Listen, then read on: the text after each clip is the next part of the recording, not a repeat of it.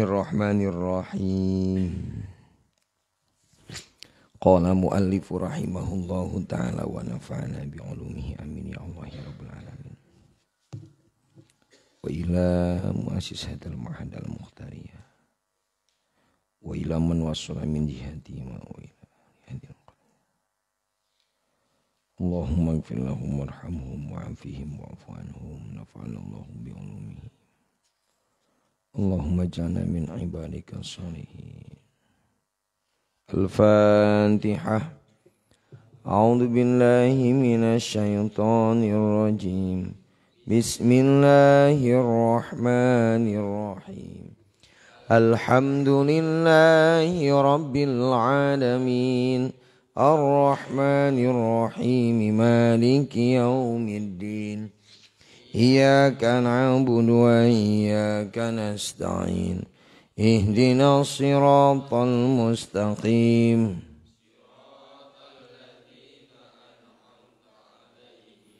Ghairil maghdubi 'alaihim waladdallin. Bismillahirrahmanirrahim. Wal ishruna jeung ari nomor ka-20. Ayastagila eta yen katungkul si alim artinya. Bitasnifi kalawan ngarang wal jam'i jeung ngumpulkeun wa ta'lifi jeung nyusun.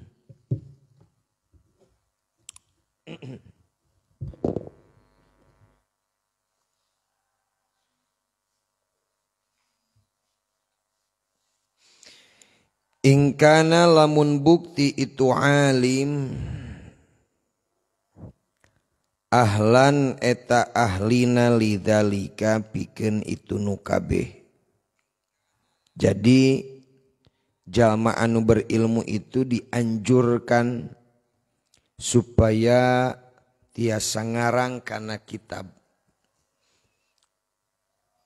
Ngarang kana kitab atanapi ngumpulkeun tukilan-tukilan tina berbagai kitab dina satu bidang. Misalnya menceritakan tentang bab salat, maka buah risalatus salat tukilan dina berbagai kitab. Wa ta'lifi tawa nyusun. Kitu oge ingkana ahlan lamun ahlina. Atau lain ari lain ahlina mah ulah sabab bisi salah. Atasnya imal lamun ahlina ari lain ahlina mah ulah sabab bisi naon cenah bisi salah. Yang salah mah cilakaeun jadi nyasarkeun. Lamun ahlina itu. Ras. Fa innahu maka sanyana alim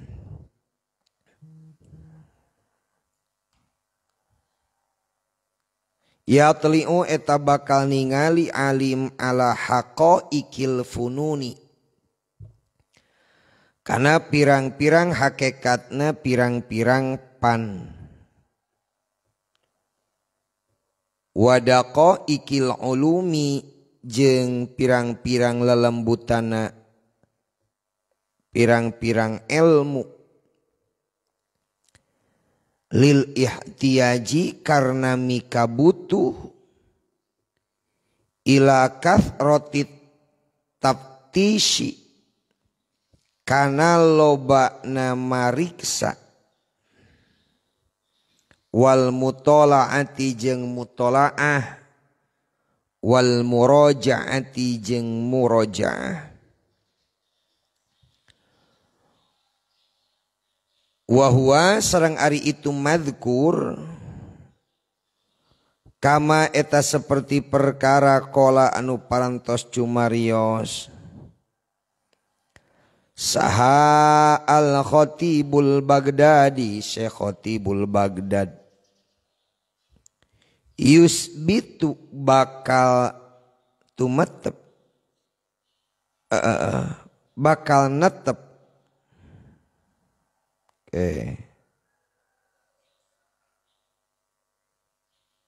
kedap. Bakal netep itu tasnif al-hibdo kana talaran. Wa yudhaki jeung bakal nyerdaskeun itu tasnif al-qalba kana hate. Wa yushhidu jeung bakal ngasah tong naonna bisa ngasah teh nya ngasah diri ngabiasakeun ongko nyeuketan bakal ngasah itu tasnif adzihna kana akal ngalatih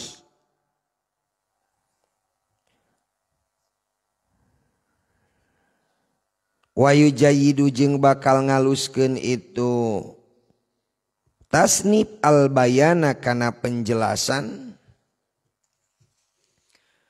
wa yaksibu jeung bakal ngahasilkeun itu tasnif jamila dzikri kana ngaluskeun sebutan wa jalilal ajri jeung kana ngagungkeun ganjaran wa yakhludu jeung bakal langgeng itu tasnif ila akhirid dahri nepi ka akhir zaman. Jadi di antara anjuran pikeun jalma nu alim bari ahlina. Alim bari ahlina dina bidangna. Saena teh nyaeta ngarang atanapi nyusun kana hiji kitab atanapi ngumpulkeun tukilan-tukilan tina berbagai kitab dengan alasan lantaran pangpang nama lamun boga karya atau intina mah urang teh dianjurkeun kudu boga karya sabab ari karya mah dakwah sepanjang masa sekalipun kita sudah tiada urang geus eueuh karya mah tetep naon aya maka karya urang eta nu bakal dikenang bakal dikenal sanajan geus maot dikenang sepanjang masa lantaran ari ngarang mah fadilahna teh seueur hiji bakal netepkeun ka jalma daek nalar saobrek ngarang nomor kaduana bakal nyerdaskeun kana hatena jalma anu ngarang nomor katiluna bakal ngalatih ngasah kana akalna lantaran terus berpikir dilatih. Nomor kaopatna bakal ngaluskeun kana penjelasan lamun urang ayeuna kudu ngarang mun urang ngumpulkeun lamun urang nyusun maka kudu bener-bener kudu sungguh-sungguh sabab supaya eces supaya jelas tina penjelasan teh nya kitu deui bakal ngahasilkeun kana ngaluskeunna sebutan ku batur disebutna urang bakal beda saboga karya kieu we jalma anu boga karya jeung jalma nu teu boga karya beda di hargaanana. Jalma nu alus ahlak jeung nu goreng ahlakna nya beda panggilanana. Wa jalilal ajri jeung ngagungkeun ganjarannya kitu di bakal langgeng ila akhir zaman. Wal aula jeung ari anu leuwih utama. Ayatania eta yen mentingkeun itu alim bima kalawan ilmu ya ummu anu ngumuman naon naf'uhu kamanfaatanana itu emak wa taksiru jeung loba naon al hajatu kabutuhna ilaihi kana itu emak langkung sae ngumpulkeun mentingkeun nyusun kana ilmu anu seueur manfaatna jeung anu loba dipikabutuhna nya ulah wakat tebih-tebih we atuh maksudna ilmu anu sering diangesa di dinten nya salat itu kan sapopoe teh pangabutuhna bab rumah tangga sapopoe muamalah sapopoe jual beli sapopoe anu sering jeung anu seueur dipikabutuhna eta langkung sae nu dibahasna atanapi nu ditukilna gitu. Wayat ruka jeung yen ninggalkeun itu alim atatwilal mamili kana manjangkeuna bahasan anu matak bosen manjangkeun bahasan anu matak bosen. Wal ijazal mahilli jeung ngaraksa punten ngaringkes gitu teh. Mahili mataknya nyacadnya mahili teh. Hon jeung kana ngaringkes anu matak nyacad. Jadi ulah panjang teuing teu pugu ngajelaskeun teh kakalah bosen atawa nyaringkes teu kaharti ulah kitu oge. Jadi nu cekapan aya kalana panjang disampaikan tapi tidak membosankan, aya kalana ringkas membuat penasaran gitu. Ulah nepikeun ka ngabahas teh panjang bosen jenuh. Ngaringkes atuh jelas. Ulah sakitu-kitu teuing oge.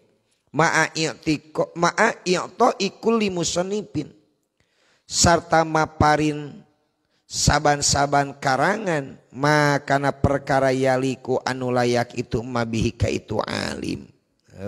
Mawa ngaran pengarang kitabna naon karyana saha eta.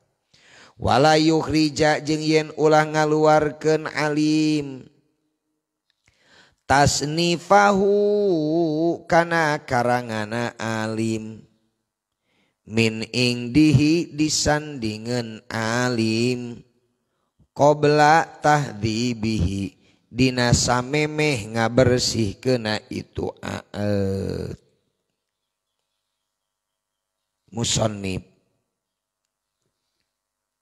tasnif mangga musannif mangga wa tikrarin nadhari jeung ngabulak-balikna mikir tur ningali pihi dina itu musannif tasnif wa tartibihi jeung dina katartibanana itu tasnif. Lamun geus nyusun kana hiji kitab atawa risalah atawa naon we buku naon we namina lah atawa geus nyieun karangan ulah di mana geus nyieun tuluy langsung dikaluarkeun langsung dipublikeun langsung dipublikasikeun ulah tapi dibulak-balik heula dibersihkeun heula nya kitu deui ditingali heula ieu geus bener encan tulisanana tos laras teu acan tuluy bahasana tos sae acan tartibul abdina rengse acan supaya di mana engke geus beres geus persoalan artina kudu bener-bener ancak kudu bener-bener tartil. Wa minan nasi jeung eta tetep ti antarana jalma-jalma ti sebagian jalma-jalma man ari jalma yunkiru anu inkar itu man atas nipa kana ngarang wa ta'lifa jeung kana nyusun fi hadzal zaman dina ieu zaman alaman kajalma dhaharat anu dhahir naon ahliyatuhu ka ahliyanana si man wa urifat jeung dikanyahokeun naon ma'rifatuhu ilmuna atanapi apalna itu man. Tuh. Sok aya kalana jalma teh aya jalma nu keur nulis aya jalma nu keur nyusun keur dilatih keur ngalatih dirina. Pok cek maneh alabatan we musonib sanyana. Eta teh sok nemrak nu kitu teh sok loba nu ingkar. tina zaman ayeuna mah nya ari ahlina mah bae teh kudu diingkaran mah jadi persoalan mah lamun siga kieu eta ayeuna lamun nesta nyusun kitab kakarek diingkaran wajar lain teu percaya ada mun kapasitas urangna siga kumaha ari jama anu alim contoh Gus Baha ngarang kitab wah eta mah logis teu kudu diingkaran ku urang jeung urang rek naon make kudu ngaingkaranana gitu nya karena ahlina eta mah eta napi saha ulama-ulama besar mataknya di urang pelajaran seueur karya-karya Uwak Khoer Apandi ti Manunjaya leres teu Syahadatain Aqaidul Iman ayanya seueur bahkan para dewan-dewan kiai di Huda nya ngadamel terjemahna ngadamel penjelasanana karena sudah memampuni ya karena sudah memampuni Bapak baheula tahun kamari tahun ira 2 tahun ka tukang anu nyusun nadoman Aqidatul Awamnya kemana di eueuh basa harita langsung dihanap tuh bisa nu pasaran ayo batin nadom Aqidatul Awam nyeun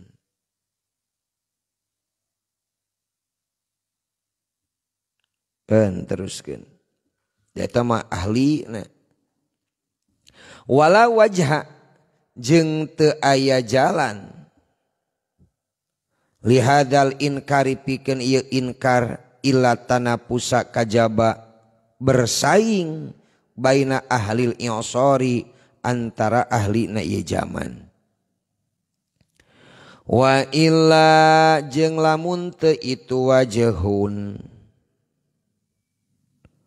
faman mangka ari saha jalma tasoropa anu nasorupkeun si man fi midadihi dina mangsina si man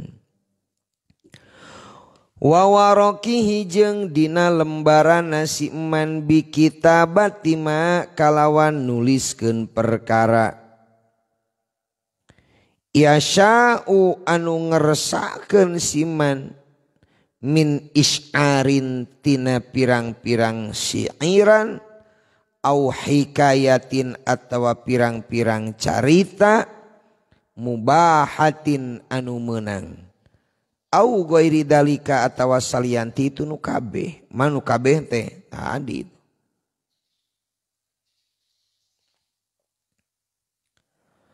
layun karu anu teu diinkaran saha alaihi itu man fa idza tasarrafa maka di mana-mana nasarupkeun si man eta fihi ma naon tadi dinya fihi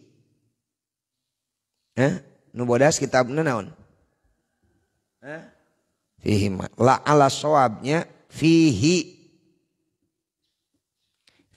dina itu dzalik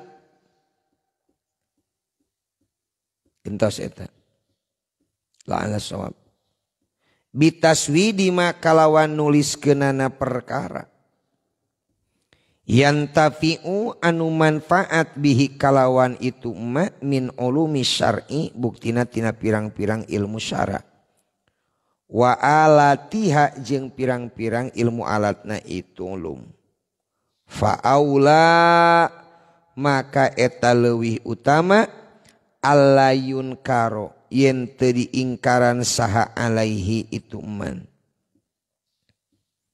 ammaman anapun ari jalma layata ahala anu henteu ahlina si man lidzalika kana tasnif fal inkaru maka ari inkar alaihi kasiman mutajahun eta nu dipadepkeun ari nu ngarangna ahlina mah tos memampuni kana nyusuna teu kudu diingkaran ngan lamun teh mah anu ngarangna lain ahlina kakarek dinaonan diingkaran wajar urang teu percaya oge wajar da lain ahlina ari ahlina mah ulah nolak tampi ku urang Lima karena perkara yatadomanu anu bakal nyimpen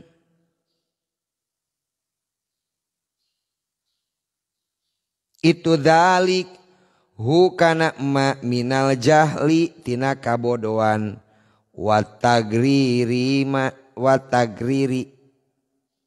watagririn jeung tipuan. Man kajalma yakipu anu ngaji si man ala dalika tasnipi kana eta karangan. Wali kaunihi jeung karena kabuktiana si jalma yudoyi'u eta noler-noler. Si man jamanahu kana waktuna si man pima dina perkara. Lam yatkon anu tengukukeun si jalma hukana itu mah wayada'u jeung ninggalkeun si man al itqona kana ngukuhkeun atawa nguatkeun alladzi anu huwa anu ari itu ladzi ahra eta leuwih pantes itu ladzi lahu pikeun si man. Al babus sadisu ari ieu eta bab anu kagenep. Kan aya 8 babnya ieu neme genep. Fi adabil alim dina nyaritakeun tata kramana jalma anu berilmu fi durusihi dina pirang-pirang pelajaranna itu alim. Fi durusihi dina pirang-pirang pelajaranana itu alim. Idza azama ini nomor kahiji al awalu berarti. Gigiran al-awwalu.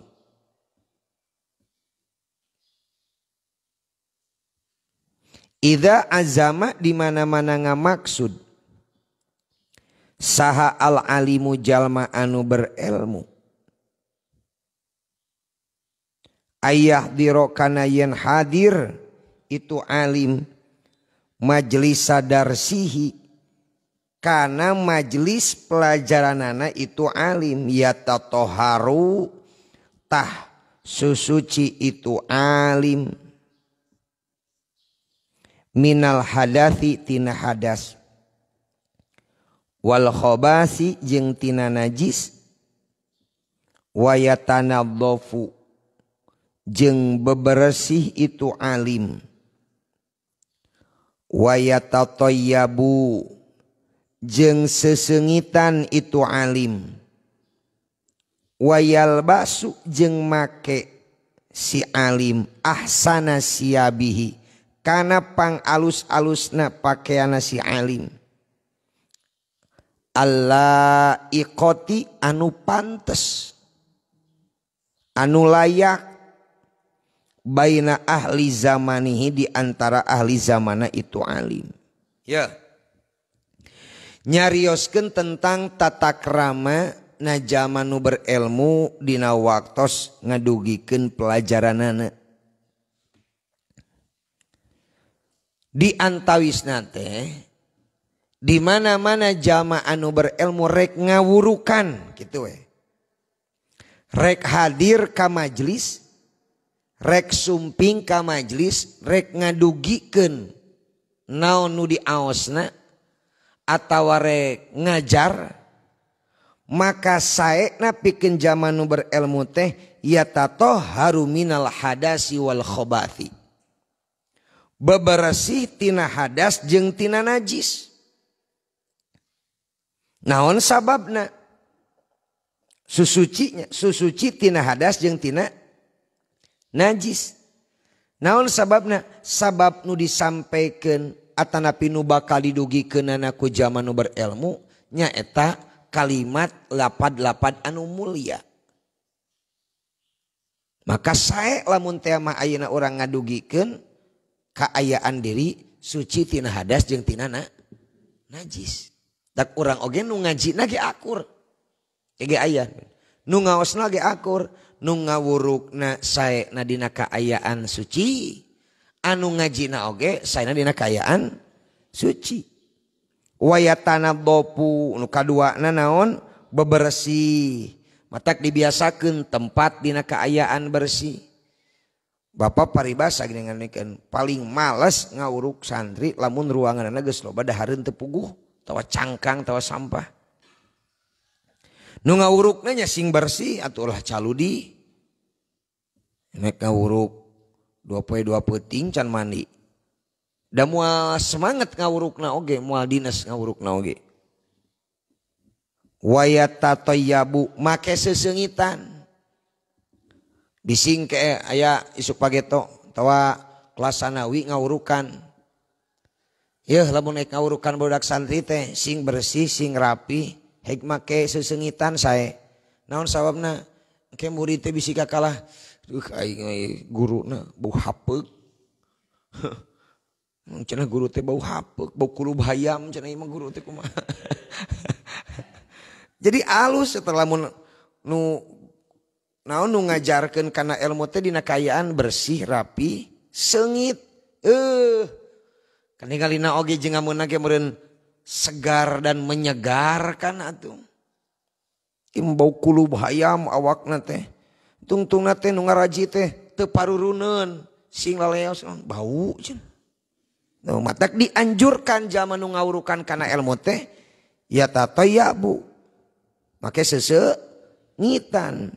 Bahkan wayal basu ahsana siabi make pakaian nupang alus-alusna atawa make pakaian anu layak dipakena pantes. Nu pantes we. Baina ahli zamani di antara ahli zamana. Jadi lamun baheula siga kieu baheula. Zaman baheula jeung zaman ayeuna geus beda. Sesuaikeun pakaianna jeung zaman nu ayeuna kitu lah. Kira-kira. Halus teh. Da ayeuna meureun ayeuna lamun aya ustad aya ajengan tuluy make jas misalna. Make pakaianna nya nu kekinian teu naon teu jadi masalah. Sae malahan mah ngahargaan kana ilmu gitu. Ngahargaan kana ilmu. Bahkan asa kurang pantes lamun rudin rujit. Awas lain teu bersih. Ieu mah rudin bau atuh pantes we teu ngahargaan kana ilmu atuh. Teu ngahargaan kana naon? Ilmu. Nah, orang teh kudu kitu jadi lamun rek ngaji teh kudu gaya. Teu gaya oge atuh pantes enak dipandang. Ulah nepikeun karek ngaji rek ngawurukan, rek tablig. Aduh Gusti sarung dirempel labatan hordeng. Nu saminggu teu dicuci. Itu mual tertarik orang lain. Mual resepeun orang lain. Kirang sae teh. Tapi lamun pas ek ngaos teh acukna rapi. Ya, rek ngawuruk acukna rapi. Awakna seungit. Tuluy naon deui tadi? Pakaianana pantes. Meureun resep ningalina teh. Nya. Bener teh? Sok we lamun anjeun diwurukan atawa diajar ku guru rek nu di sakola di pasantren. Diajar ku guru heg bau kulub hayam kumaha? Asa teu purunnya. Bener teu? Yuh, Allahu biya karim. Atawa awakna teh bau cungunguk paeh geuningan. Ah sigana teh mun teu betah diwurukna oge. Tuh. Matak dianjurkan wayatanadzafu wayatatoyabu wayalbasu ahsana siabil laikoh baina ahli zaman. Sae pikeun nu jadi guru, pikeun zaman nu ngawurukan kana ilmu, make seseungitan, beberesih, make pakaian anu pantas anu layak dipake.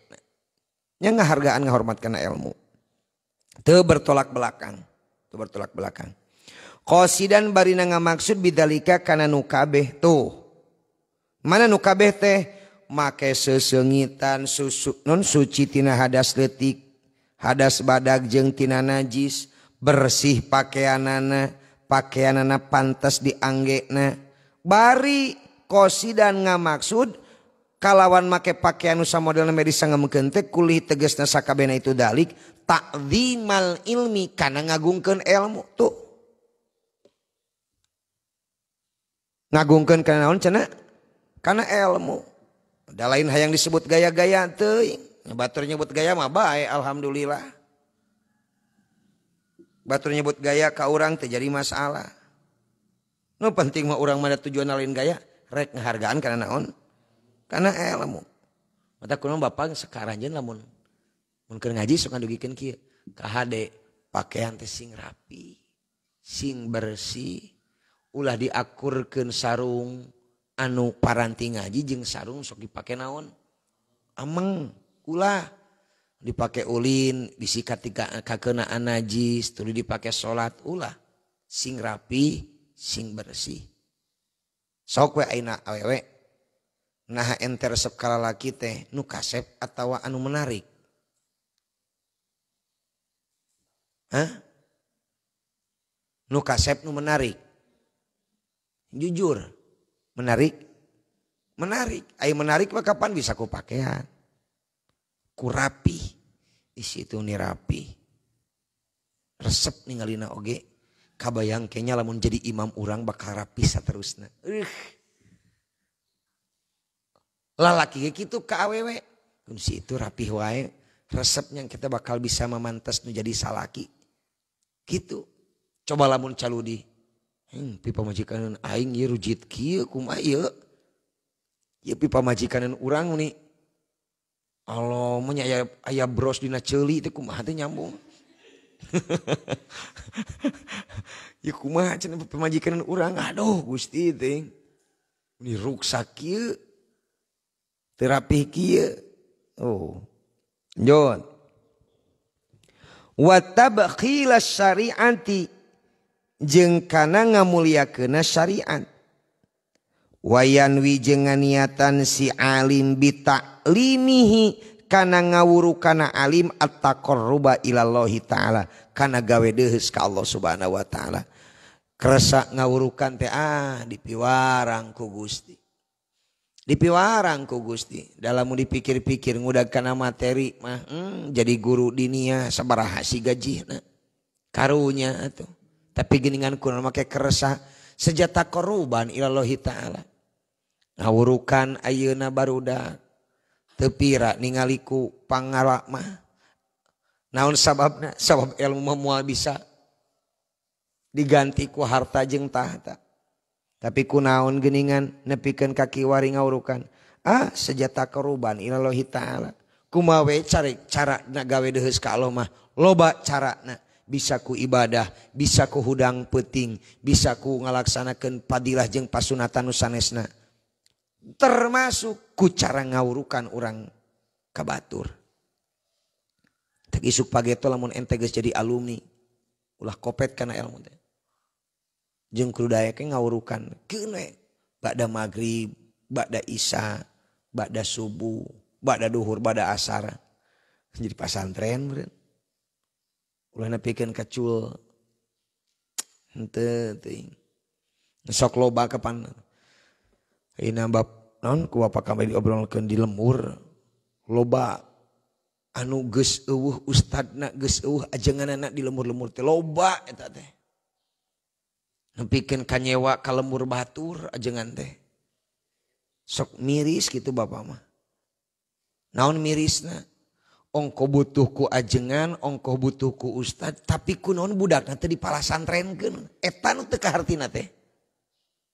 Cenah Pak Ustad ti dieu mah tos teu aya ajengan. Kamari enggal keneh Pak Ustad ngantunkeun, terus atuh ayeuna kumaha? Nya eta di dieu teu aya ayeuna teh. Teu aya gentosna. Ari bapak, ibu gaduh putra, gaduh. Di mana ayeuna? Ayeuna mah putra ibu jeung bapak teh sakola. Damal dulu itu kan aneh.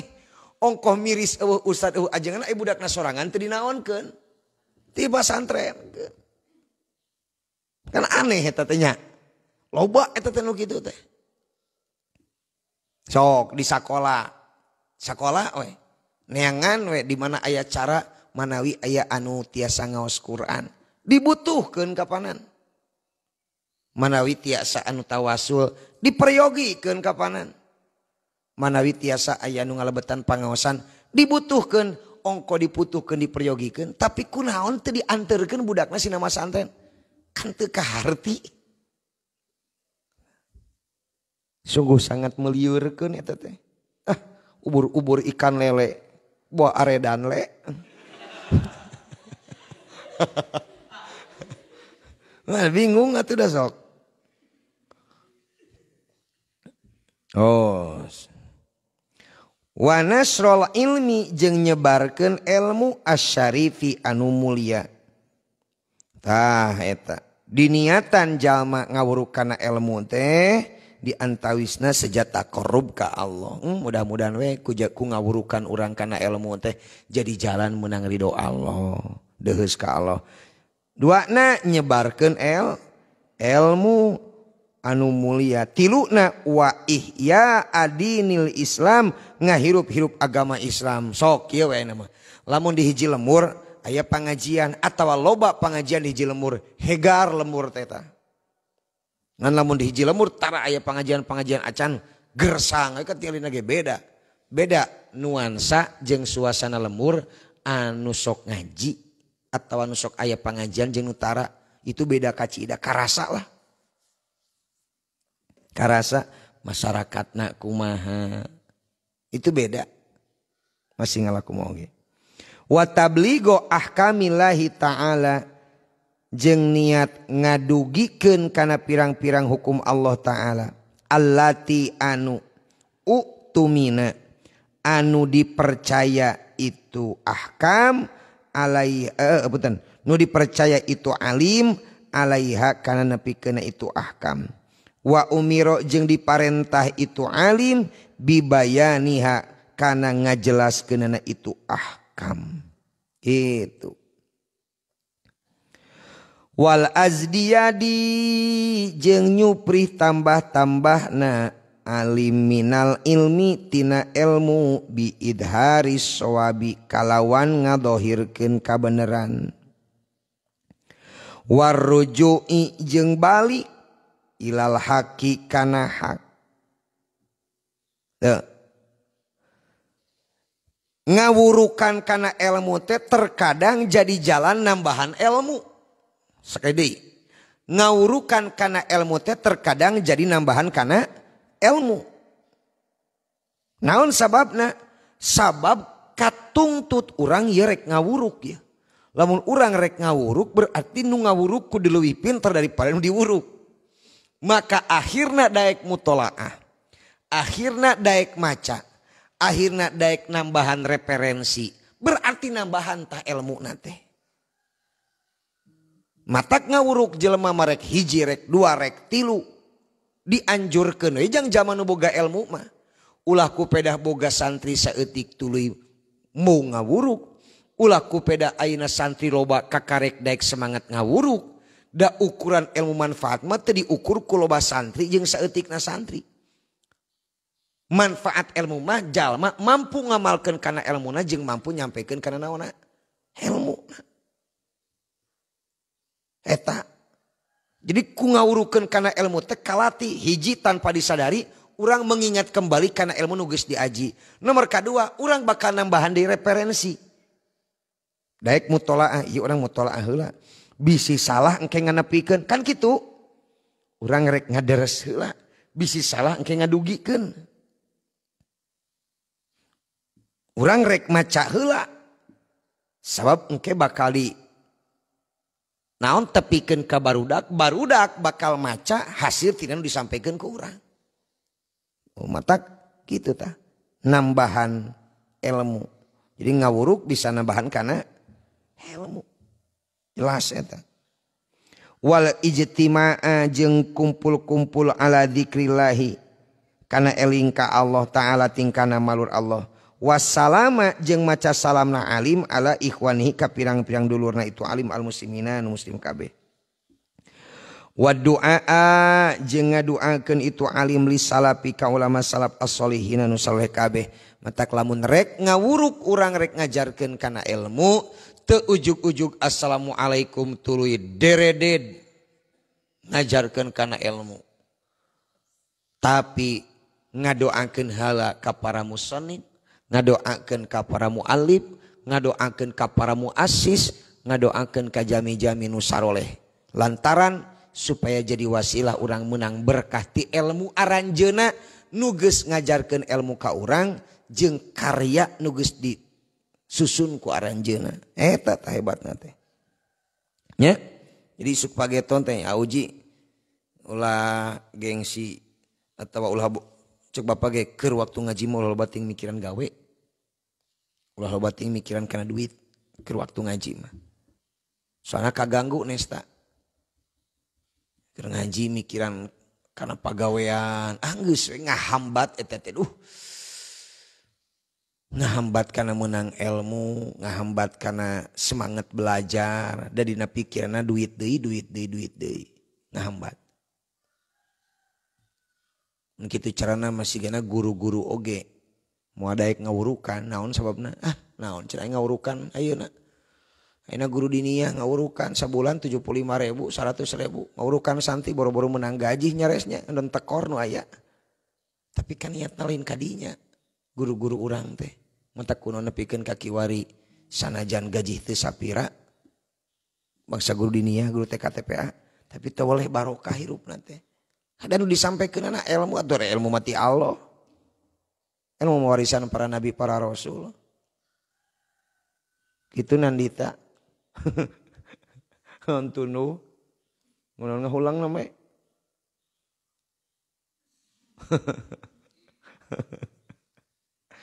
Nah gitu. Ulah nepikeun kanteun teu teuing nya. Baca sareng sadayana.